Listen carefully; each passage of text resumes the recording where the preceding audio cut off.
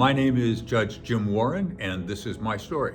The areas that I focus on at JAMS are primarily large commercial mediations and arbitrations, frequently involving hundreds of millions of dollars. I have a burgeoning labor practice that is growing a lot, and I specialize in intellectual property. I worked for almost 20 years with what was then Pillsbury, Madison Sutro. Became a partner there, became the founding partner of their intellectual property department, moved to become a Superior Court judge in San Francisco, where I sat on the bench for about 12 years. I was 50-50 civil and criminal. I remember when I'd been there for 2 years, I was told by the presiding judge that I would be sent down to the criminal law court, and he told me it would be a great experience and I should go, and I would really enjoy it, and he was right. When I was younger, a great stress reliever working in a professional office was my work as a singer, as a choral singer. I was the president of the San Francisco Choral Society and stayed in that position for years and years. And I've got a big sign in my office when I became a judge that said the San Francisco Choral Society congratulates Jim Warren, the singing judge. So I don't sing well. That's why I'm in a chorus, because there are a lot of other people around who can take care of the problems that I create. But singing is a wonderful outlet. I have been on a bunch of boards. Legal Aid, I think it's the Legal Aid Society of San Francisco. They've changed their name. It's Legal Aid at Work now. The Immigration Legal Resource Center, which provides legal advice for immigrants who are coming into the United States and who need legal help. I'm a very good listener. I can be very empathetic.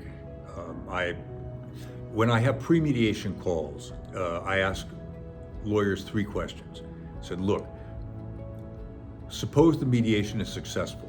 What does that look like from your perspective? Question 1. Question 2, what are the levers and buttons we can push to make that happen?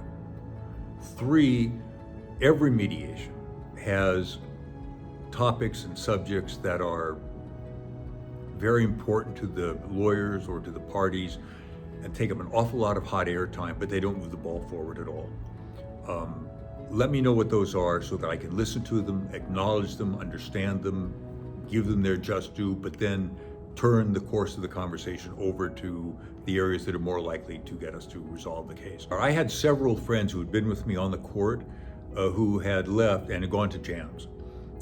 And they were very anxious to have me interview with JAMS and to come. And they'd gone to me at the court several times and asked me to consider it. I was having such a good time at the court. The court was the best job in the world.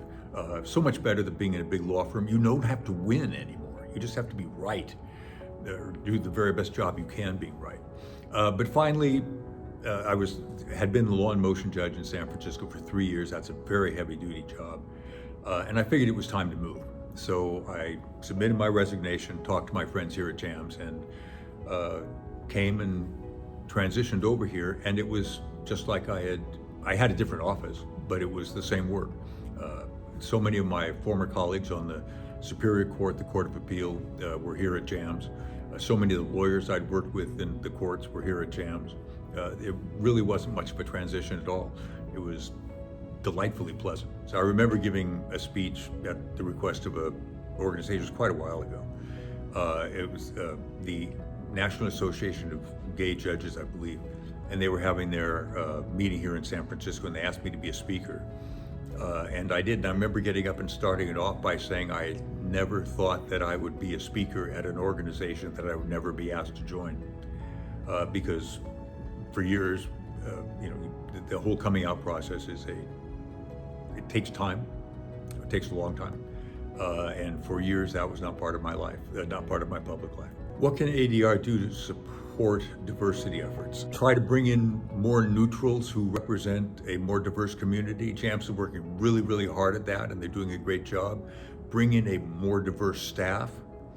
Staff makes a huge difference because the staff is the interface with the clients a lot, and that matters a lot. The number of people we're interviewing, and I know the efforts we're making to try to find members of various classes of people, I don't want to call them minorities, member classes of people, is really very, very intense.